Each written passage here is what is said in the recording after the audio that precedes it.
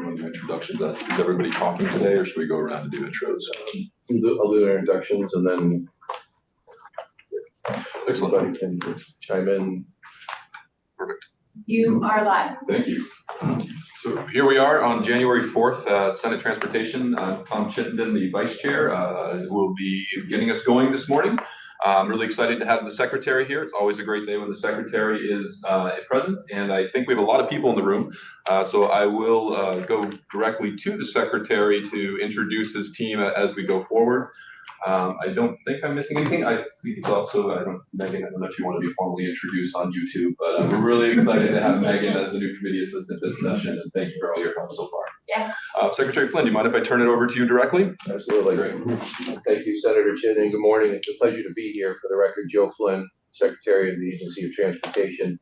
From the agency in the room today, Jana Morris, the Director of Finance and Administration of the agency, Bradley Huckenberger, the Chief Financial Officer, Jeremy Reed, the Chief Engineer and Director of the Highway Division, Michelle Boomhauer, the Director of Policy, Planning and Intermodal Development, Ernie Patno, the Director of District Maintenance and Fleet, Wanda Manoli, the Commissioner of the Department of Motor Vehicles, and Todd Law, also Director of District Maintenance and Fleet. That's a co-position we can talk about as we go through. What we have to discuss in the formal presentation today is just the divisions within the agency and the Department of Motor Vehicles, some of the accomplishments since we last met. And if it's okay with the committee, I would plan to go through this fairly. You've seen all of this before, and then leave as much time for general conversation and questions that you might have. If that's okay, Senator? Sure. All right. So starting off with the Highway Division, just a quick snapshot. In the last fiscal year, 333 staff. The appropriation was $442 million. It's made up of the Construction and Materials Bureau, Operations and Safety Bureau, Project Delivery Bureau, and the Asset Management Bureau. And beneath those, you see the various subsets of activities within those bureaus. Some of the major accomplishments within the Highway Division last year was the completion of the Grand Isle North Hero Drawbridge. Although this doesn't show a picture of it completed, it is fully completed, fully functional, and quite a structure. Also a massive paving project on US 2 and 7 and Vermont 15 right up through Burlington and Winooski. Very complicated project. Much of it had to be done at night just because of the traffic flow. It was a complicated project, even though it might be considered just a paving project, but it was much more than that. Some major paving projects on Interstate 91. This is a snapshot of the Linden-Barton area. Also major reconstruction of Route 30 from Brattleboro through Newfane. Complicated project that was, again, more than just a paving project. That was major reconstruction. And again, it was a significant accomplishment. The next page shows metrics which you are familiar with as a committee. On the left, pavement condition. So we talked about, what are we doing with the money you give us and what are we showing for it? And in pavement, you'll see that if you read it from, in my view, if you read it from left to right, and you look at the shades of purple or pink versus the shades of green, that tells poor and very poor versus fair and good. So we continue to exceed the metrics that are set with respect to the condition of the pavement, but every time I testify, I choose to acknowledge we're not tone deaf. So if a Vermonter lives in an area where the pavement is measured as poor, that's 100% of their experience. So I just want to say that. So while this is the metric we can show to measure the accomplishment, it isn't to, again, not realize there are places where the pavement is still being measured as poor, and that's not a great experience for people that have to travel that on a regular basis. And then you also see the center and the right. Yes. Can you remind me who does the grading? The grading is a national standard, but I might ask Jeremy. Yeah, so every year we have a van drive the roads, and there's it's like an AOT personnel that does it. It's a consultant actually, but yeah, so they drive the roads, and there's a number of factors, but principally it's roughness. Okay. And that's how we determine the quality. And then the text that's on the slide, I wasn't sure if that's you're giving us commentary on what it is, or if that's a goal, like pavement conditions, maintaining 5-year average. Correct. That's what you want to do, or that's what you did? That is the metric that is set. And I misunderstood your question, Senator, when you said who does it. I thought you meant who sets the Oh, standards. no, no. The standards are national standards that we strive for, and that's part of that. That's how you The define it. method that it was measured is what Jeremy described. And the vehicle has, I believe, We don't know why this. technology that hangs from the vehicle too. So it's more than just the driver's subjective experience of the roadway. There's measuring devices on the vehicle. Correct, yeah, that trip's very long. But these comments are your goals, or like, Correct. maintaining 5-year average? Your goal is to maintain an average of 13% of very poor. Well, probably not to go below 13%. I have, What it's a you- lower It threshold. really depends on your point, Senator Mitchell, I guess, on what the emphasis in that statement is. To not go below that is, in other words, we would certainly welcome a number that was not that high, but we wouldn't want to see a number higher than that for conditions that are measured as very poor. Okay, so maintain or improve, lower, maybe the best way to put that. Or reduce. Correct. And the second and third screens, or the center chart and the right-hand chart, are the bridge deficiencies. Again, those are, the metrics are set on a national basis, and the bridges are inspected every year by us, and these are the reports. And again, it shows a fairly consistent level of achievement, if you will, with respect to bridge condition. And the other thing that whenever I speak about this, I always want to point out, deficiency does not refer to safety. If there is a bridge for any reason that is deemed unsafe, we take immediate action. And in my time as secretary, that may have happened 5 or 6 times, whether it's immediate action to close a road, whether it was a culvert failure, or immediate action on a bridge. So deficiency is not safety. Is deficiency the word used, not good, fair, poor, very poor? Correct. Deficiency in the bridge standards nationally is, that's how it's considered. And it's bridge deck area as well as structural conditions. So on these charts, the pink would be deficient.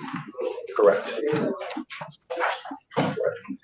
The next slide shows calendar 2023, the statistics on fatalities and fatal crashes. I have to, for the record, note that many investigations are still concluding. Some, of course, are also awaiting toxicology. So the actual data here could change over the next 90 to 120 days with respect to, for example, impairment. So these are not fully baked, but these are the raw numbers as of December 31st. But the fatalities and fatal crash numbers are known. Correct, that's correct. Below it, what you Correct. could. And I would believe, for example, belted versus unbelted would be known. But when you get into some of the other things with respect to, again, alcohol, drugs, or combination of alcohol, drugs, those would be the sort of things that at this point may also change based on toxicology that is yet to be concluded. And does the agency, if the agency has a theory on why it decreased, is like something you point to that Right. working, or? Well, and that's a great opportunity. Thank you, Senator. One thing I would say, first of all, is, and I mentioned this last year, 2019 was an anomaly no one seems to be able to explain. And it was an anomaly in New England, and it was an anomaly in Quebec. And it followed the same. It was pre-COVID, right? It was pre-COVID, and it's wonderful, wonderful news. But when you put it into a chart like this, it to me, it would spawn the questions, well, what happened after that? So I bring that up just because it's still tracking as a year that we still measure. As far as the decline, I don't have a specific answer. I'd like to think it has to do with messaging.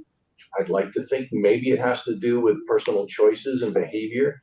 Traffic hasn't necessarily reduced. We measure traffic monthly. We were measuring traffic weekly. So we've stopped doing that now. We do it monthly simply because the changes were getting to be so slight on a weekly basis, it was almost pointless.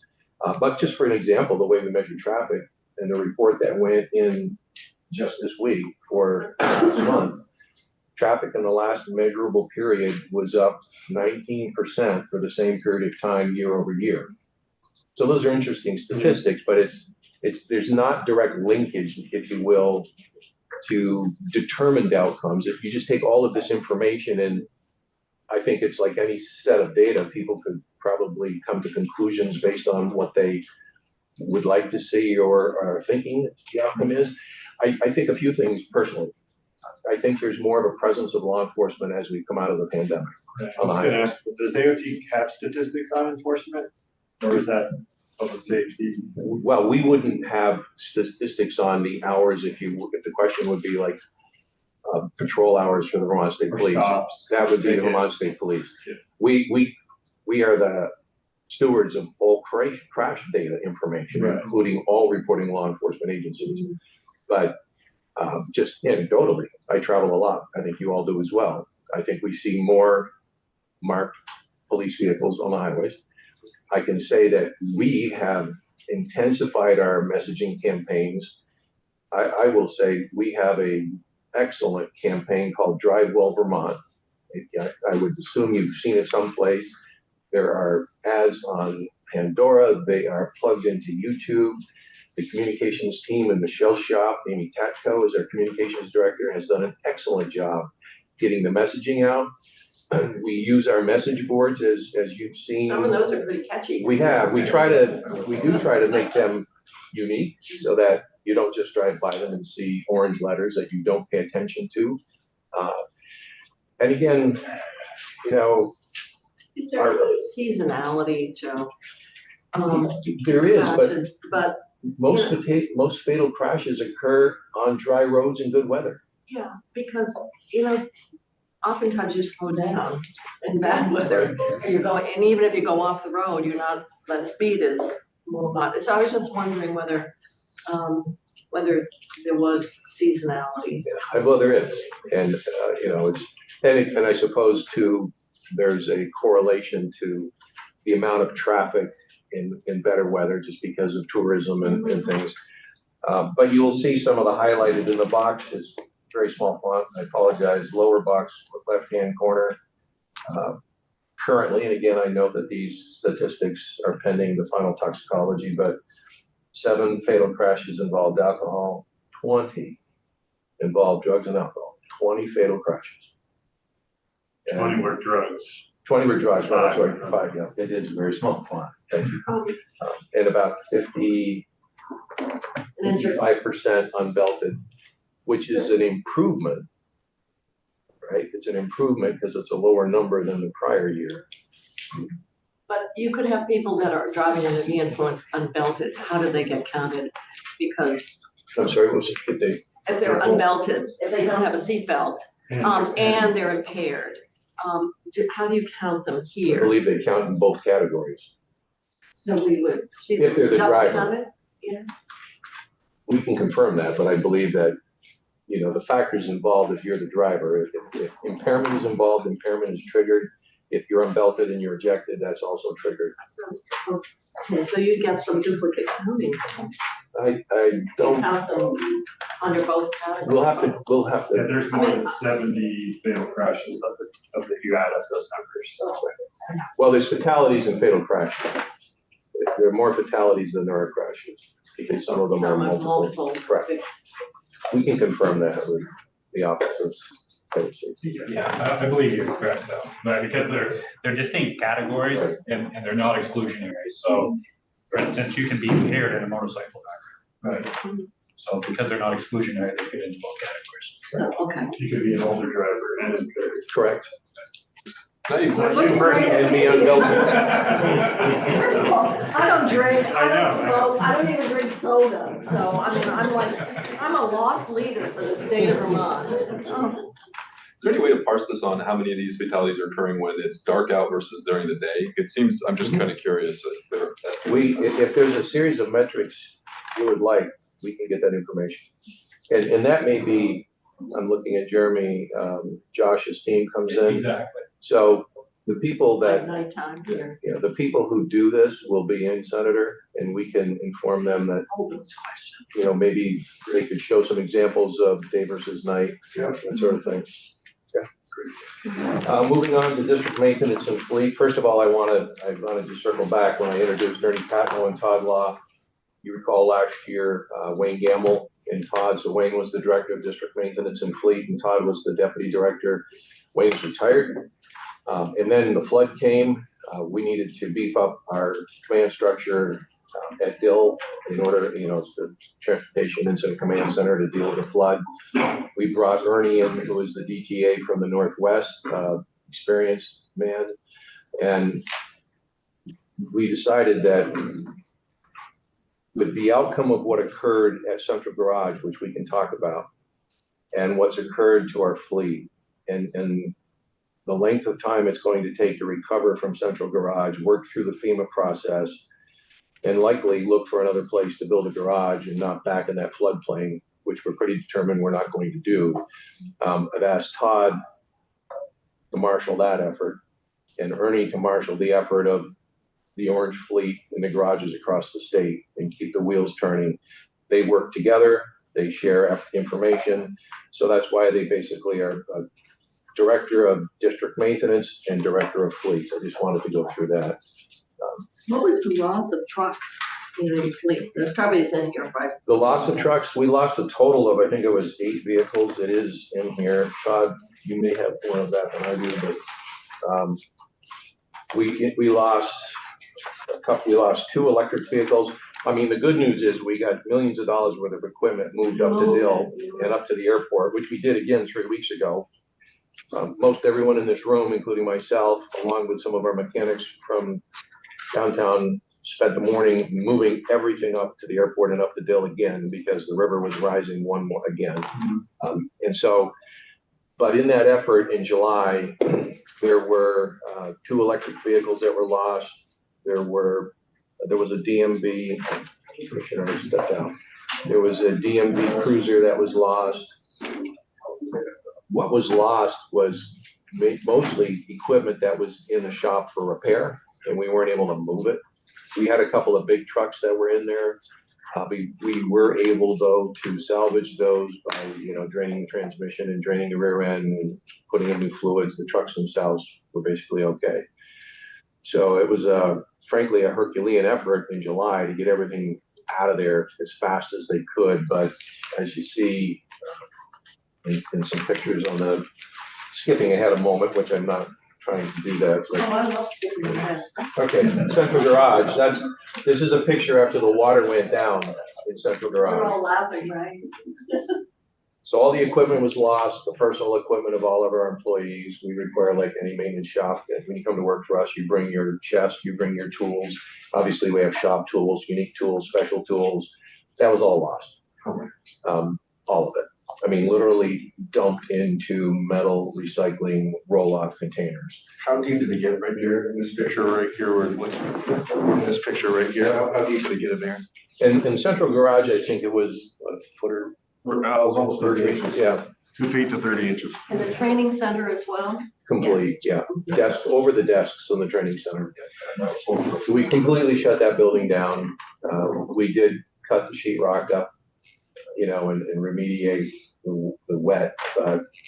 We just did that so that we didn't want mold to continue, but our intention is to not go back. We just don't know what will come of those buildings. So we, the work between insurance and FEMA, we expect we will be close to made whole there, but that's going to be a long journey. And what we've done in the meantime is we had a small garage right up next to the Stevens branch of the Winooski River, where we were able to retrofit, bring in, some additional electricity for tools, some lighting, additional heating. Branch in the Winooski, where does that come?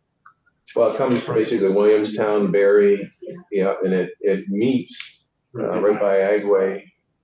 Right behind the garage. Right behind the garage. Yeah. So, we were able to come up with a functional space of about, 6 bays maybe, or? Yeah, and the one big storage building. Right, which is above the floodplain. Being utilized as equipment for repairs. It's on the site, but about this one. Yeah, well, when it was built about a dozen years ago, it was built up about 5 or 6 feet purposefully. But it is not adequate for the future of our fleet operations, nor is where we are now.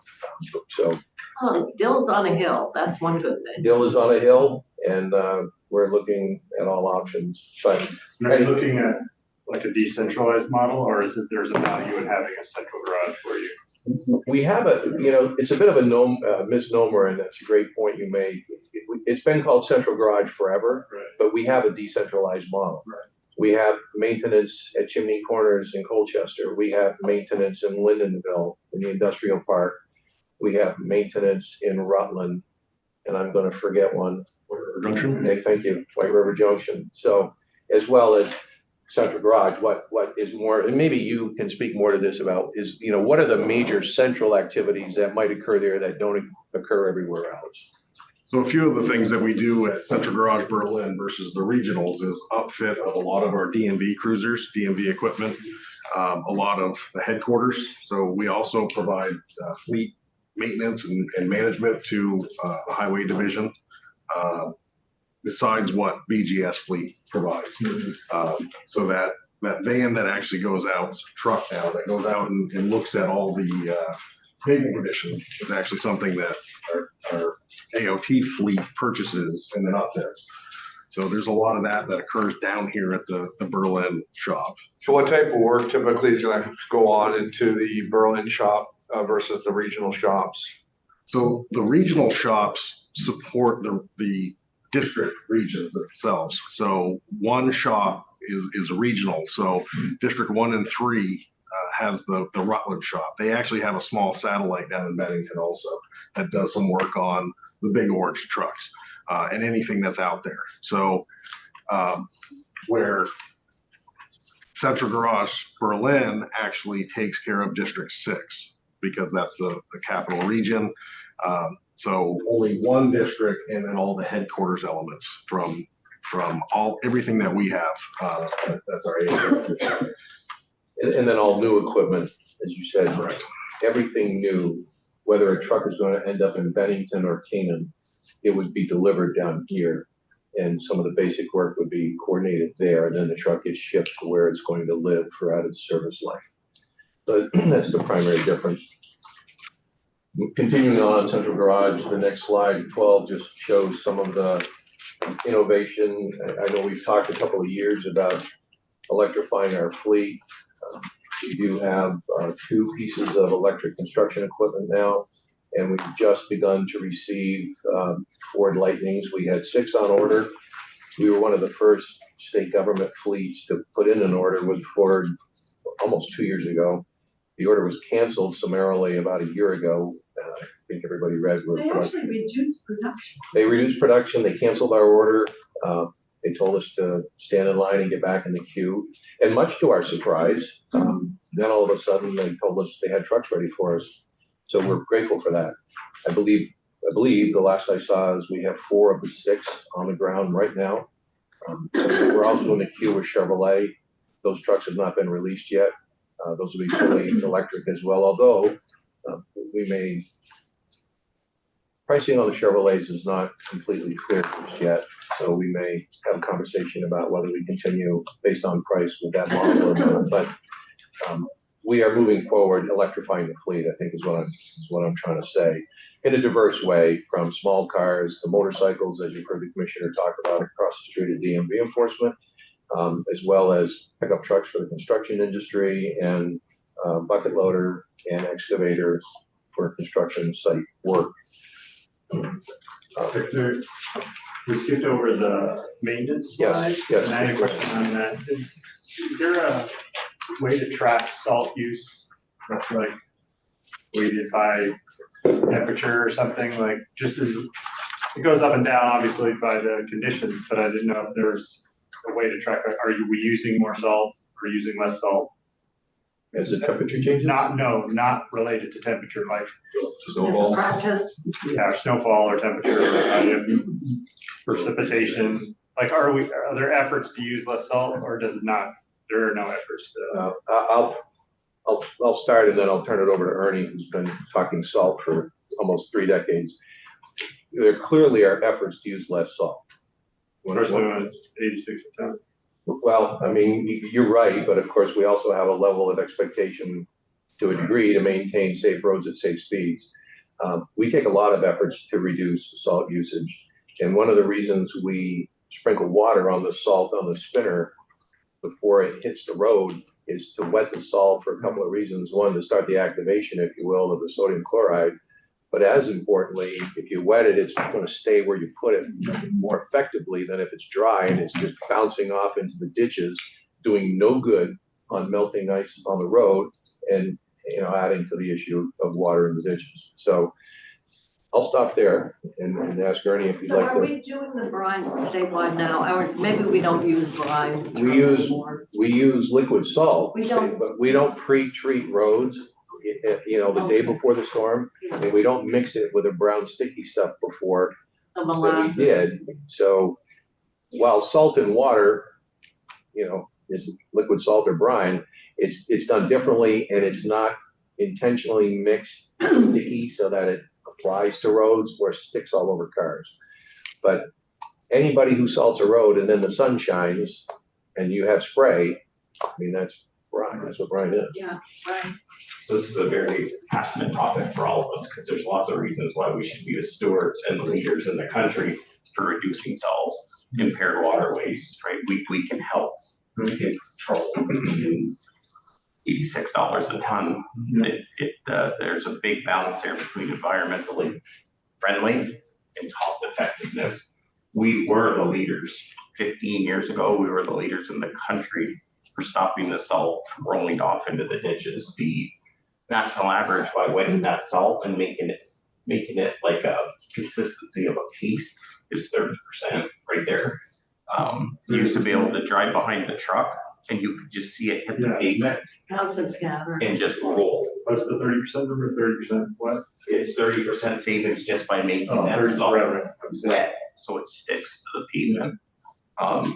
We are at the cutting edge of technology, and as the temperature goes up, the poundage of salt would go down. Right. The trucks are computer controlled, so it's not like they just pick a dial and go. So if it's really icy in one spot, the application may be high.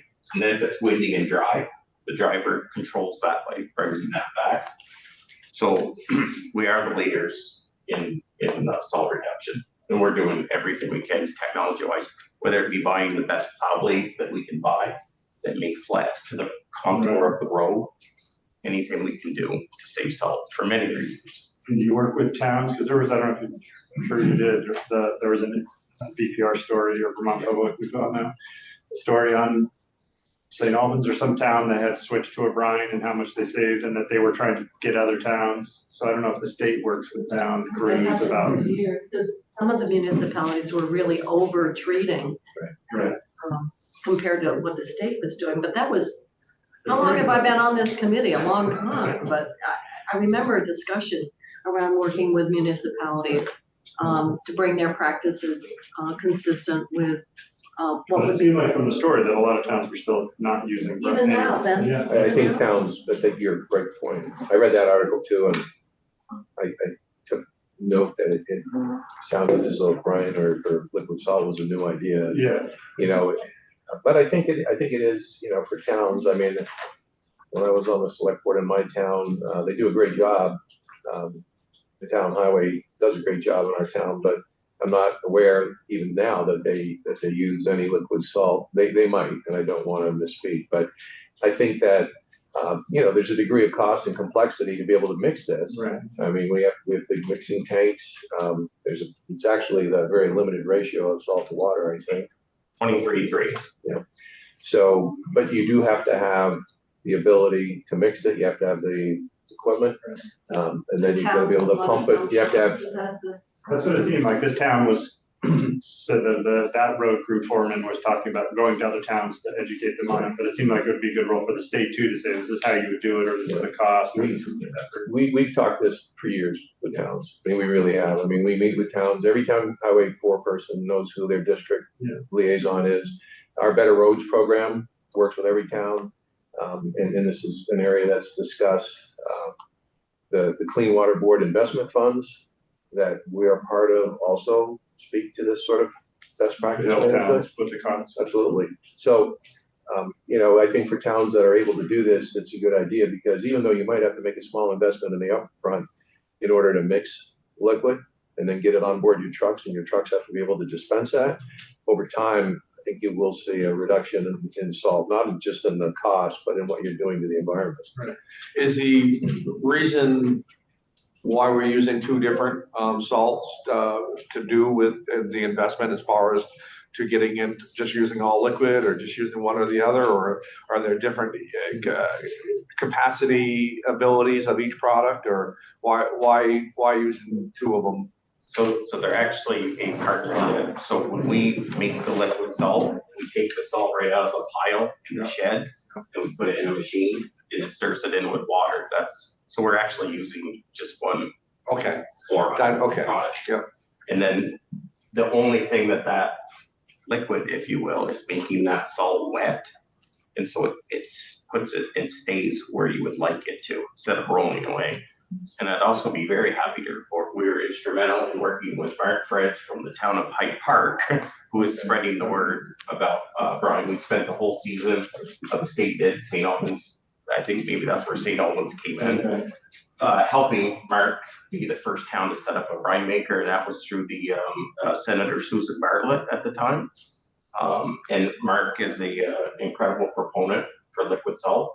And we also support his program with Vermont Local Roads. We have a circuit rider who does all the training, who is also helping Mark spread the word about the benefits of liquid salt.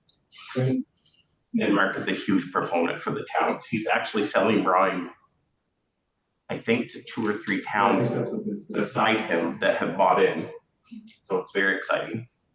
I think AOT has done a good job of trying to reduce salt, so there's probably more savings to have for the towns than AOT. And I think, once they realize the potential upside as it relates to usage, that could be a motivator to try something new as well, because their pricing is very similar, if not the same as ours. So then, just moving along quickly, policy planning, intermodal development, Michelle Shop, slide 14, are just some of the metrics of things that were accomplished in the last year. I just bring your attention to a couple of things. 230 municipalities are actively engaged with us in transportation planning.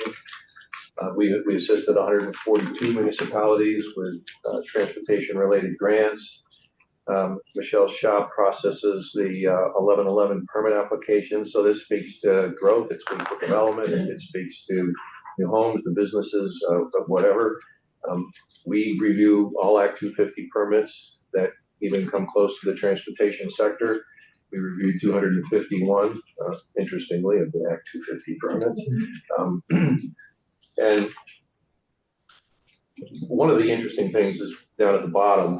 Well, there's several in here. I don't need to indicate some of them are. I mean, the second bullet from the bottom is certainly a topic of conversation today, and that's the planning study regarding Virgins and Route 22A in the city of Virgins. That is very active. There have been, I think, 4 public meetings, a lot of attendance. There's a lot of interest, a lot of passion. And, our official position is that the community needs to come together with a preferred alternative, and then we will work with them. We've been working for 4 years or so, or 5 perhaps now on this, but the state is not in a position, nor will it push an alternative on the community. And when I say the community, it's Virgins, the city of Virgins, and Canton and the neighboring neighborhoods. If they coalesce on 1 or 2 options, then that effort tightens. This is certainly not something that'll happen quickly. We've been very upfront with that. A lot of people rightfully harken back to this has been talked about for decades, and that's true. But this agency and this administration, heard this concern loud and clear, and Michelle's people have put the horsepower behind facilitating this conversation. But again, it has to rise up from the local level on what the best alternative is versus us just telling somebody we're going to build a road through here and take this and take that. Did Route 7 at one point go through Virgins? Because Route 7 skirts Yeah. the city. You know, you're right, at Hill there, I'm trying to think back. I mean, it may have way back, but Yeah, I would think it must have. seems like I don't know. that would be ancient history, but I'm thinking that Route 7 section skirts the. Right. Seems weird. Yeah, Not but Route 22A comes right in, Right but on the up other through side, right right? up through the heart of the city. Yeah. And they do have a huge amount of commercial truck traffic, no question. That's the major north-south corridor. It is a heavily used commercial vehicle. We have a lot of commercial traffic on Route 2, You do, right through my little town. you do, Uh-huh. you do. 'Cause- I'm referring to north-south. though. It's Yeah, just, I know, but I'm just thinking there are other corridors that east-west, 2 and 4 are really, well, and 9. Right. Um, So it's, and you know, the topography in Virgins makes it difficult. The steep hill coming off the bridge over the outer creek, stopping on the hill, starting on the hill, all the shops and cafes. I mean, it's an obvious situation. And you know, but this agency at this time has been very active, very supportive of the process, and will remain that way. But there does need to be coalescing, if you will, of preferred options for the routing before the real heavy lifting of work can get started. So there's that. 7 goes through Middlebury, right through. Yeah. We haven't been down since the tunnel and everything. Remember, we keep talking, we want to go down. It's gorgeous. Huh? So the new downtown where the tunnel is, but that's Yeah. off of Route 7, so that's further down. Yeah. Route 7 just turns before. No, I just triggered the thought, we've been talked about, going down and seeing that, because from an engineering perspective, it seems like it was Quite a feat. quite something. Yeah, for a while, there was a lot of pictures of that. We don't have any. Well, it's completed, but we What can. about that drawbridge? I saw the drawbridge. I went to the islands this summer, and actually, the bridge was operational, was up. And we had to wait for it, obviously to go back down. Well, Mazda saw you when he put it down earlier. So I got to see the drawbridge at work. I mean, so it was. Well, we can arrange field trips to Middleborough to Drawbridge, anywhere you'd like to go. Just tell us when you have the time. Quickly, the last bullet is one I wanted to point out as well. This effort has been led in Michelle's shop since the onset. This basically has to do with projects that are beginning at the international border involving both Canada, the province of Quebec primarily, and New York and Vermont. Major construction at the ports of entry. It's actually starting, I believe, at Lacole and Champlain very soon, which will impact traffic across Route 78 into Vermont as that is done. Moving easterly, a complete rebuild of the Highgate Port of Entry and the Canadian Port of Entry north of that, complete rebuild. Canadian A35 highway, phase 3 will conclude this summer, beautiful highway. Phase 4 is a piece that is about 1.5 miles, the shortest piece left, but it also includes the port reconfiguration on the Canadian side. And I don't recall if that is intended to start production or start construction in 25 perhaps. And then of course, while the ports are separated by the international boundary line, they're one combined operation. So the GSA for the US government is currently designing, and there will be some architectural drawings soon, I believe, on what the American side will look like. And we're involved for many reasons. We have to have agreements. We plow into the ports. We have to be able to turn around. We obviously can't be stopped every time we're there. We have that today. And we're looking for, with Highway 835, the traffic volume is expected to increase significantly from the Port of Montreal. The Port of Montreal has gone through some expansion. The travel time between the border and the city of Montreal, I think, is to be reduced by about 30 minutes because of this highway. So if you can imagine just whether it's pleasure cars, commercial vehicles, the ability to scan more vehicles more quickly and more efficiently and more effectively at the border inbound to Vermont is important. So the US government is going to be expanding the port. You might recall This is that all Highgate. this is all Highgate. We had a welcome center right there southbound, which was closed maybe 15 or 20 years ago. But that property is likely to come into play. And by that, I mean, there are discussions about the agency turning that over to the federal government for the expansion. And in return, the federal government facilitating more functionality for Commissioner Manoli's commercial vehicle enforcement teams that go to the border. They do on a fairly regular basis set up truck checks there, but every time there is a sensitive transport load, radiological loads, they have to go to the border. They have to check those trucks. Dr. Irwin, who you might have seen out here with the hazmat team, is the state radiological officer with the health department. He and his teams also join us at the border. So a facility to better enhance those inspections is something that is being discussed. So a lot happening there. And then if you continue to move further east, many of the other smaller ports of entry are getting some upgrades and enhancements as well. So that's what that last bullet's about, Champlain Regional International Border Project Group. So they meet on a regular basis.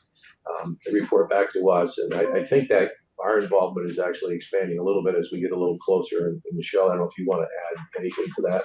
For the record, Michelle Boomhauer, Agency of Transportation. What I would just add is that our group facilitates all the partners that are a part of the effort, and we coordinate any communications outreach and that sort of thing that needs to occur. So we are pretty vitally involved in the projects and work internally with our own agency staff, as well as partners such as regional planning commissions, economic development corporations, and others who may have a need for awareness of activities. I have a question. Volume of Derby Line crossing versus Highgate. What is the volume in terms of the busier port of entry? I was by there a couple days, the day after New Year's. I felt bad for those people. As far as the eye could see, coming into the United, as far as the eye could see. In line On Derby Line coming You could in. always sneak off and go through Derby. Well, even then, as far as the eye could see, down up over But you the couldn't get hill. to the exit to get off and. Exactly. I'll find out. Yeah. I was just wondering in terms of, because both are routes that take you right into the Port of Montreal. Absolutely. It's just kind of interesting in terms of which route commercial traffic would take and what that volume would look like. It kind of reminded me of looking at all the plates and all that, is just how much of a pass-through we are, of the routes. And that port was just rebuilt within 10 years ago. And from what we've heard, much of what they did in Derby Line would be incorporated in Highgate. If you go to Derby Line, it's very interesting cubicle, if you call it that you would pull up to with your vehicle. And Derby Line is now sort of a two-story cubicle. And if you pull up with a passenger vehicle, the officer is seated where we would particularly engage an officer at the port.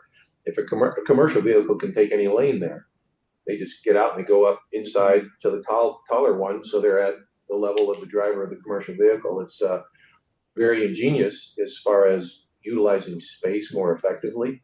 I think there's a bit, well, I don't know this, but there seems to be a bit more room at Highgate to navigate. So I don't know exactly, but I have heard that they're looking at the same design for the Highgate port. Any update on the train to Montreal, or is that later? Oh, how about we can go right to page 17 and talk about railroad.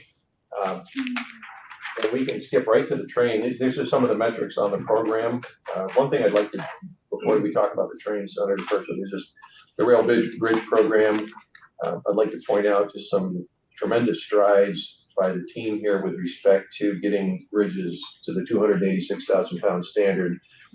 We're currently at 88%. I mean, when I came into this agency in 2009 as rail program manager. I can't even remember how low the number was, but it was probably inverted. 88% of our bridges then were probably below the 286,000 pound standard. So there's been a tremendous amount of work, a continued tremendous amount of support by the federal government, the Federal Railroad Administration, but the credit goes to PPAID Rail Aviation Bureau team to put this stuff together, and our contract partners that are making this stuff happen. And that's just really something that I think we should be proud of, because it isn't just an accomplishment for the sake of an accomplishment, but again, it speaks to commerce. You know, these trains now can be fully loaded to the national standard, so that's important. Instead of, you know, it's like buying a bunch of buses and deliberately saying you're only going to, you know, run them half empty, right? So now the trains can be loaded fully, at least in this network that's 88% complete. As far as, and also quickly, I just, second to the bottom, Amtrak ridership has just rebounded phenomenally. It's skyrocketing at this point, 16% for the Vermonter and 43% on the Ethan Allen. That's over the projections we had for bringing a train to Burlington. So they're very successful. Our overall ridership is the Ethan Allen have more riders or less? Less, I believe so, but it's gaining every. Yeah, 42. Someone here in the news that it was shut down, that building originally that It was. is at risk, and then they had to shut it down.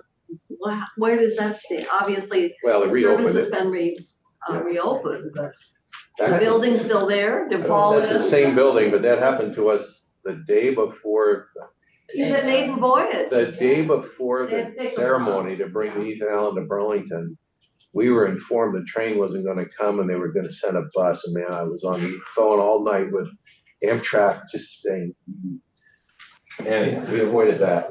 But it took moving a little bit of New York State heaven and earth to get the problem solved, to get the train up that day. I think that this recent incident, Senator Mitchell, was a different place, same problem though. A different building? Yeah, I believe it was a different building, yeah, closer to the city, I believe. The building the first time was in the Albany area, that happened, yeah. So, I mean, those are certainly things beyond our control. I do know, because of conversations with New York State DOT, they got involved heavily in solving both of those problems. And for us and for them, because these trains still service their riders as well, and the tracks service their riders. Yeah, Albany to New York. Yes. That would be on that stretch of the. Correct.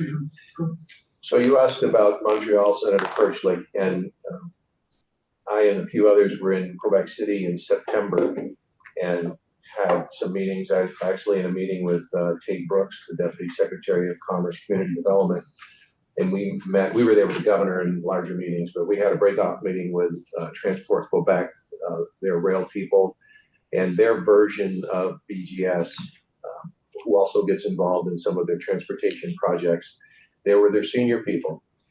Where it stands right now is last month, a refreshed report on architectural estimates for what has to occur within Central Station was to be delivered by the consultant they hired. They told us it would take them 60 to 90 days to go through that. So let's say early spring to us, then we would be brought into that conversation for a more current picture of what anticipated costs of the station upfit would be. And then there's, of course, the whole conversation about how does that get paid and what's the governance model look like? You know, it seems like we sit here year after year, and if we're asked to come up with a question of when, I think we've been liking to say 3 years, maybe 3 to 5 years. I think that this, the Yeah, started with administration, Brian Searles, Right. 3 years. Mhm. you know, it's come a long way. I mean, I have to say that, I can say that. It's come a long way in so much as both Customs and Border Protection in the US and Canada Border Services Agency in Quebec in Canada have more or less agreed on the ability to secure the train, and they've agreed on that, which in 2010 they were at odds. They would not agree to that. We had meetings with Senator Leahy on the phone, who was frustrated with US Customs and Border Protection that they were so hard and fast against it. So that's come a long way, and that's good news. There's still collective will to get this done. Part of what's complicated it over the last several years is ownership of Central Station has changed hands again. So it's private entity, you have to, you have to bring in willing partners. And at the end of the day, they have to be convinced or led to being convinced, why should they invest any money if it's right? And then there's still the perennial question for Canadian National Railroad, which is the same one. Because there will be track upgrades necessary from Montreal to the Alberta border. The track today from Montreal to the Alberta border is sufficient for the freight that they run. And they have shareholders and it works fine. So if you're them, this is the same issue that has been ongoing and hasn't yet been resolved, which is why should we as a company pay to upgrade this for passenger rail requirements when it completely meets our freight rail requirement and we own the railroad? So there will be some cost sharing that has to be determined for that. There will be some cost sharing that has to be determined for what has to be built in Central Station. But the good news is we'll be working with Fresh Data here very shortly. The Legault administration in Quebec is very keen on this. And as are we, as you know, this has transcended many administrations. There's a lot of opportunity here. And, it's been proven. It's not like we're trying to do something that's never been done. We're just trying to reestablish something that was really successful. And So it's very common with air travel, it is. It is. pre-clearance. There really isn't any of this that's insurmountable. It's just complicated because, well, you all know just how complicated transportation issues are within this room, within this building, within this state. If we were doing something wholly, and then you add New York State is in the conversation because their trains go in there as well. You add the province of Quebec, you add the federal Canadian government filter, you add treaties and things that are completely beyond our control that involve state departments. It's just complicated, and I always feel a little bit inadequate saying that because it just sounds like a government excuse, but it's reality. It's complicated. Does New York have passenger rail that goes to Montreal? They do. But they have to stop at the border and it's like a 45-minute. Oh, on a good day. Yeah. So this would preclude, it's like in airports in like Bermuda, you pre-clear. So when you get into Boston, you just walk off. Ireland is another. Toronto, I believe there's pre-clearance from that airport as well. So it's not that uncommon in their models. And it sounds like, at least from a physical structure capacity, the station could accommodate a special area for this pre-clearance function. It could. Which is good as opposed to the space doesn't exist. Right. I mean, at some point, we'll have to talk about the reality of, how does the state share in a cost someplace else? Because we will be expected to. Now, 10 years ago or so, when I was rail program manager, we did participate in the original study. The one that I mentioned was refreshed this last December, but we couldn't spend money in Canada. But what we were able to, through our payment structure to Amtrak, allow Amtrak to beef up because they could be involved in Canada. So we were able to participate that way. And we will have to do that, eyes wide open, fully transparent, but that will be a question we'll have to resolve in order to make this happen at some point. So there really isn't anything here that's insurmountable. Because Amtrak does it all along the border. I've taken Amtrak to Vancouver. Right. And that was one of the reasons Senator Leahy was so, determined rightly about this, because CBP was already agreeing to this out there. Yeah. And then why are they objecting to it here? But they've gotten past that. They're good. They're an on-board partner, if you will. So Yeah. Do you see actions by the legislature of being able to help it? Do you want a resolution by the state senate to advocate to the Canadian government to prioritize this, or? Patrick Leahy can't Yeah. do I it. know. What can we do to I help? thank you for that. We actually do have a working agreement But you've between. got a historical name, Sure, yeah. Senator Chittenden, so maybe you can. Whatever it takes, Yeah. but this is what people. No, there is actually, to your point, Senator, there's an MOU, a working agreement between the state of Vermont that's been refreshed by a few administrations now, and Quebec, which has been refreshed by different premiers as well. So, and in it articulates, among other things, public safety, commerce, tourism, and rail. So it is already codified. as a, initiative and an important one. So, Just on your comments, it seems like Sure. it's willing is the political will, and so that's where I thought maybe a political well, statement. I think if, when we come back, I hope in the not so distant future and talk about practical realities of what cost sharing might look like, there would probably be two pieces to that. Of course, it would have to be on our as recommended budget, but we would propose that. But there may well have to be rethinking about how and can we invest, dollars outside of the jurisdiction of the state of Vermont, and that very well could be a conversation. And I don't want to get out over my skis on And that would there either. be federal participation in those expenditures? Well, there would be a degree, There would be. yes. But again, so that could very well be a place that you could be a help. So, moving along, the next page, aviation, we have a lot going on at aviation, a lot going on currently. A big project was completed this year at the Highgate Airport.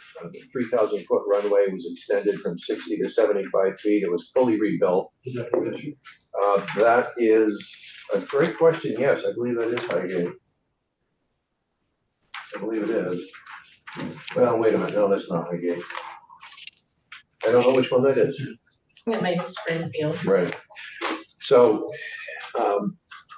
and then we're planning to do a 1,000-foot extension at that airport this year. We have Springfield, rehabilitation of that airport in the queue. We have work in Rutland in the queue. We have apron work in Bennington in the queue. We have ongoing work with respect to permitting across our airports. I think 3 of them have been completed now. So what that means is a person can come in and want to build a hangar, and we would already have a pre-permitted area that had gone through Act 250, but the proponent of building the hangar would still have to go through their permit process to build the hangar. So there's been a lot going on. This is the statewide airport master permitting plan that I was speaking of. What about the Caledonia? Right. Yeah. What's the Great update question. there? Well, we were talking about that yesterday, what the status is of that. I'm hoping that, soon we will be able to talk more about that. We have a package, we have to put it together and have a conversation with the governor, and then we'll be able to talk about that. We did have a bidder, but again, all that at this point, I'd prefer if I could perhaps brief more thoroughly on that particular topic in the weeks to come. And we'll be ready to do that. We just literally Michelle can speak to this more than I, but we wanted to be completely anonymous, if you will, from this. We hired a firm to look at the response. We hired a firm to look at the financials. The agency wanted to, but I in particular wanted to avoid, any allegations, which there were some floating around, not from this building, but outside this building previously, that, we were going to put our thumb on the scale for something here. Wanted to avoid that totally. And myself was not involved in any of this since the RFP deadline, which I think was September 12th. And so we're very close to being able to talk about that. And we just ask for your continued patience, and we'll be able to talk much more about that in detail very soon, I think.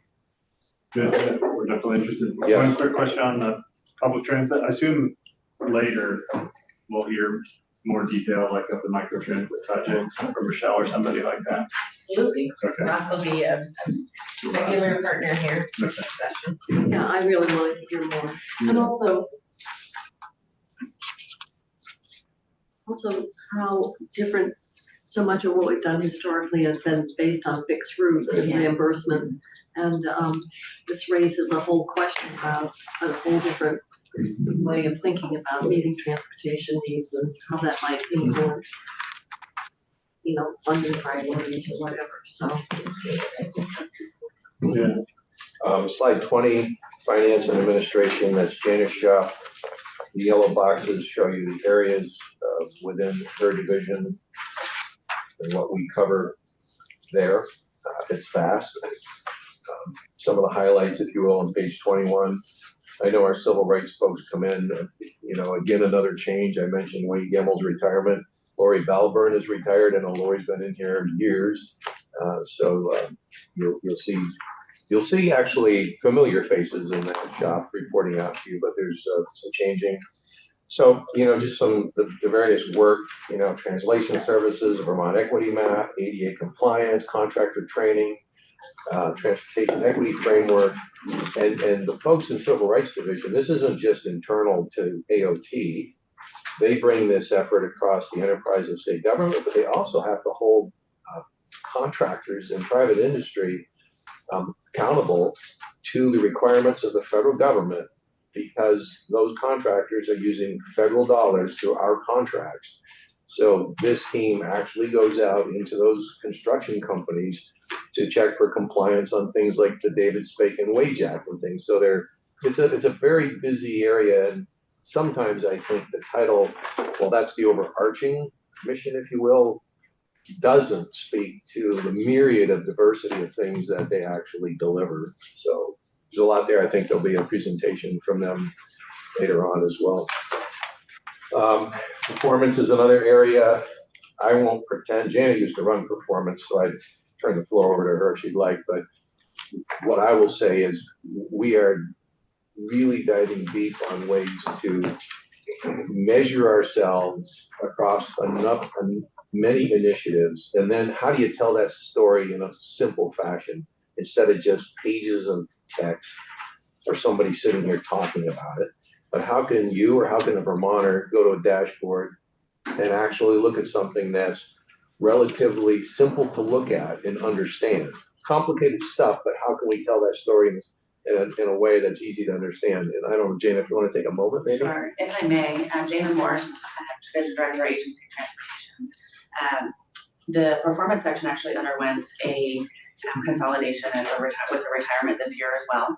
So our Chief of Performance retired, and we combined the branch led by Christine Hetzel. So she oversaw the Vermont Local Roads team and the technical training branch, and we added the performance team to her group intentionally, as it gave the agency an opportunity to look at how we understand innovations within our organization and promote innovations from the ground up. We had some really awesome things come out through COVID, and those have transitioned into other innovations through engineering, through maintenance. Somebody came up with a hand washing station during the pandemic that you could operate with a foot using like $5 worth of equipment that anybody could get at a hardware store. So those types of innovations come up through the performance section as well. We track and monitor our agency's operational performance measures. And as we're looking at how we're doing as an organization, one of the things that we want to also be able to focus on is continuous improvement. So we're looking at where are we now? Where do we want to be? And it might be up or down, or we might be trending in a direction that we want to see more of, or we might want to trend in a direction to see less of something. And if we're not sure how we're going to do that, one of the sections within this new bureau, it's called the Bureau of Innovation, Learning and Development, BUILD.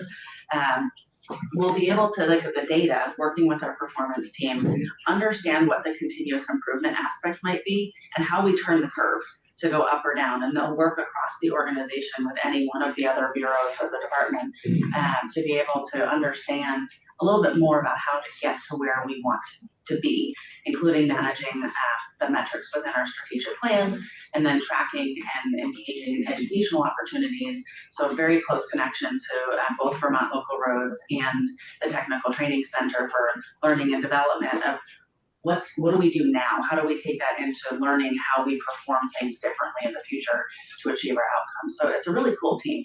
Thank you. Slide 23.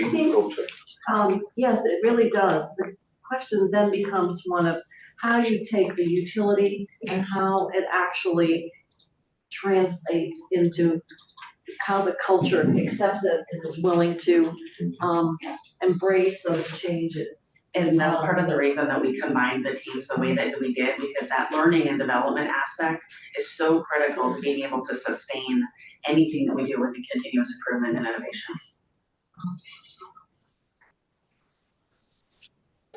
Slide 23, emergency management, another area in Jana's shop, obviously in the forefront most of this year, but was that down through the White River Valley section? Is that the last section to open through Bethel? This does look like 107. I am not exactly sure. I have to look at it a little longer. I believe it is. No, actually, I think this is Route 4.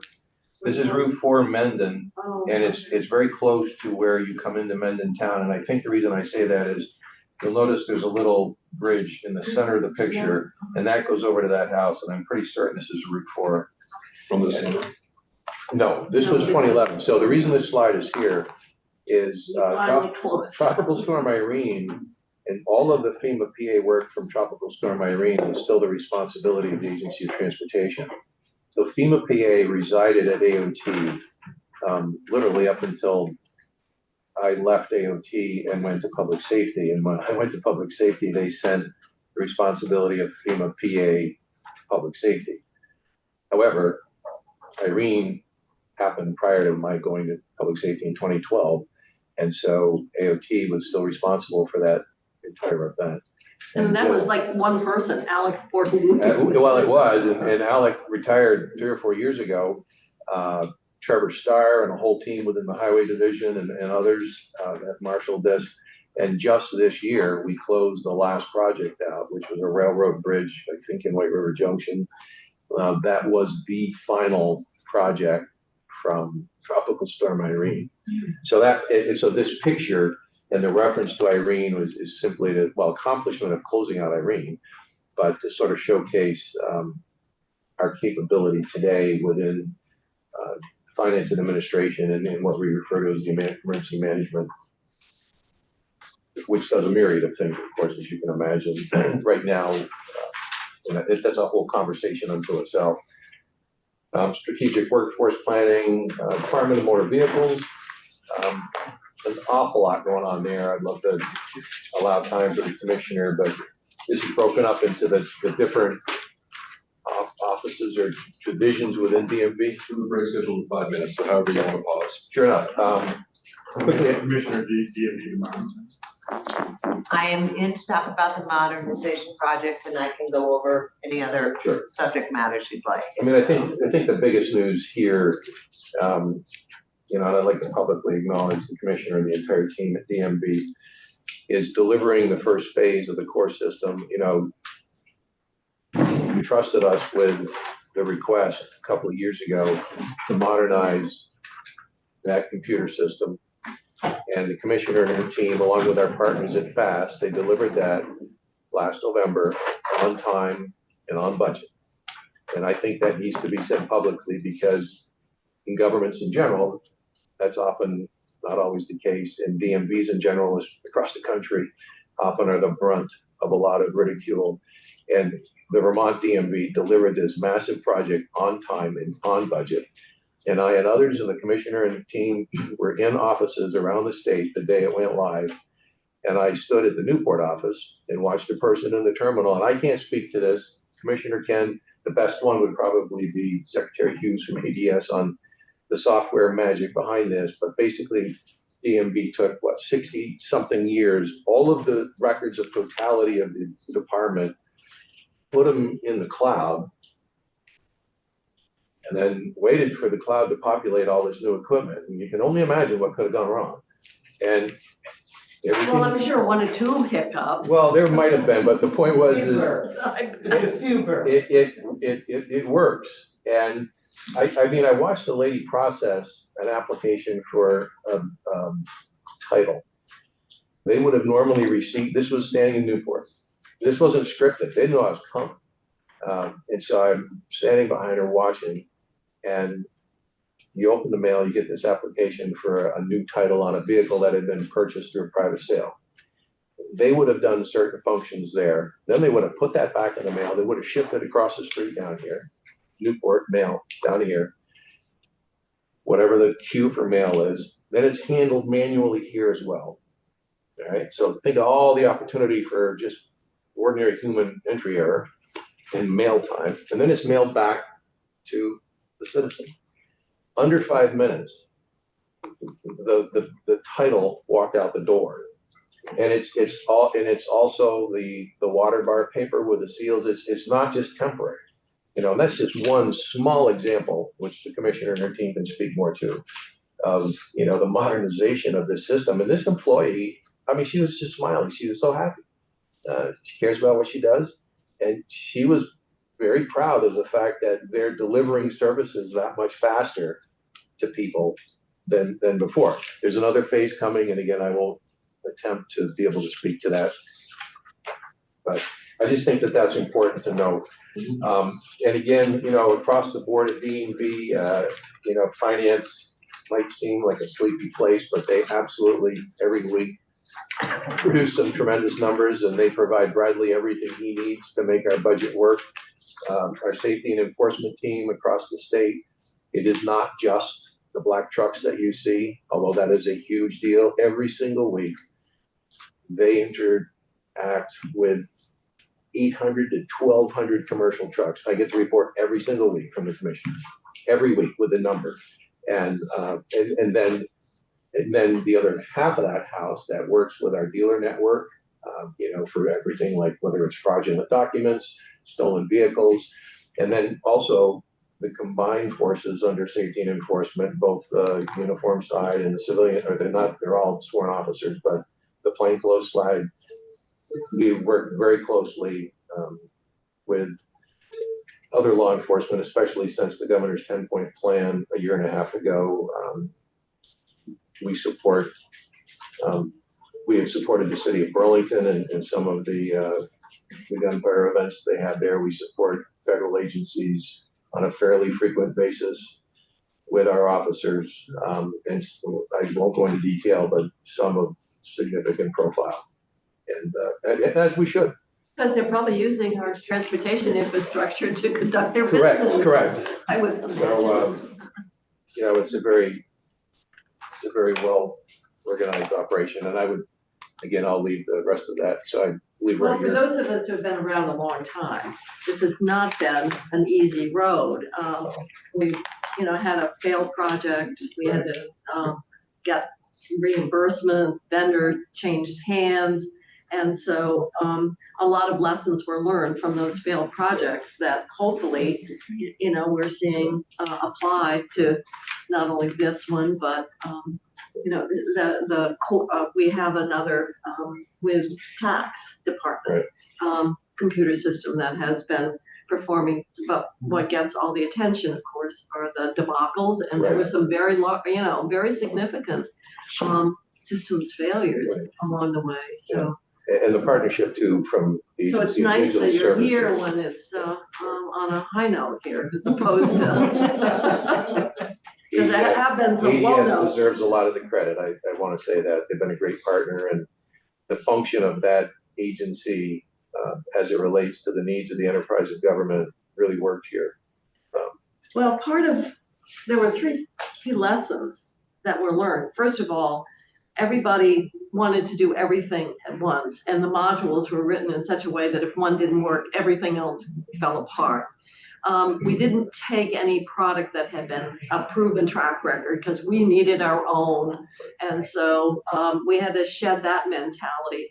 And then the other is the importance of the staff and the expertise that they bring to managing the project. So those were, and they're so fundamental, but time and time again, and you know, we're different. We need our own system. We need to design in everything, and then it would collapse of its own weight. And it happened in a number of the projects. So it seems like we've kind of moved away. And This project, sorry. yeah, no. So this one has been, but in your former capacity on oversight that you're just relinquished. I was going to say, on Joint Information Technology Oversight Committee, this has been held up as a model of success and something that the UI group is hopefully going to learn from. And I hope and know that Warren has already been talking to that group to see what's successful about it. And the fact is, you know, it appeared like nothing had happened on the UI front, but they've tried other efforts. They had a project with another state, I think it was Kentucky. It fell all apart. So it wasn't as though there was not a recognition that the system needed to be replaced and new technology, but past efforts were, you know, turned out not to succeed. So that's been one that's hit the press too. So I you know, you were a COBOL user yourself. Up until just recent, maybe you still have some modules. Well, we, you know, we still have driver services in part of the old system. We're in transition. But I just wanna say, Senator Kitchell, you are absolutely right in 3 elements that you identified. Staff make the difference. They have to be involved in the project. They're the ones who, you know, you talked about culture and earlier, and you know, that's where change comes from. Solutions that are known in other states, lessons learned.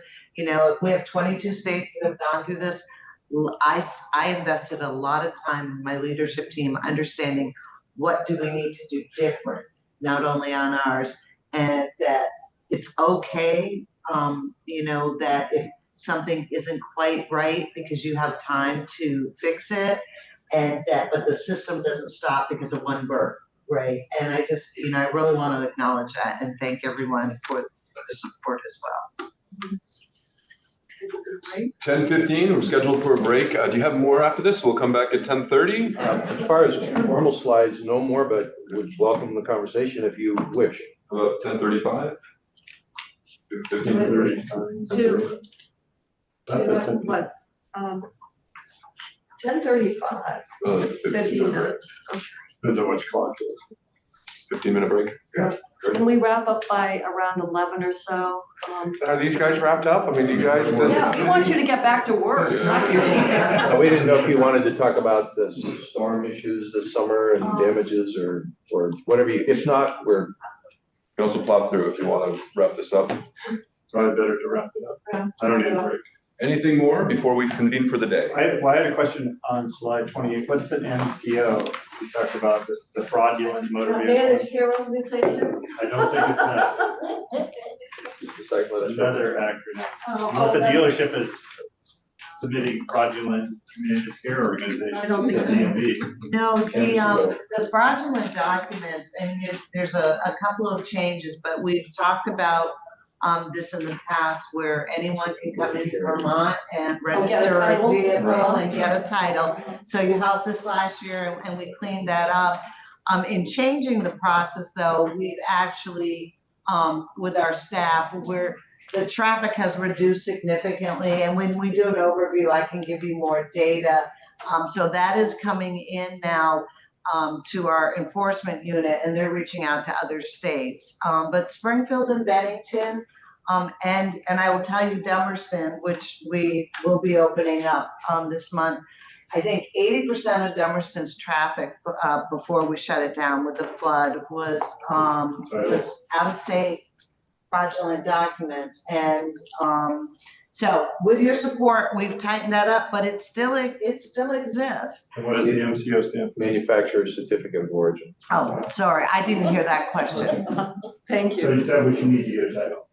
And did we change anything else with? After 15 years, we had that discussion last year. We did that, but we also implemented a system called Navitas, which is a document check on VINs and titles and original origin. That is being run on every transaction now, which wasn't happening before, which immediately, if you get a yellow flag, that's the one time the customer's not gonna get that title, Secretary, because we will then move that forward to, we'll give them a temporary registration.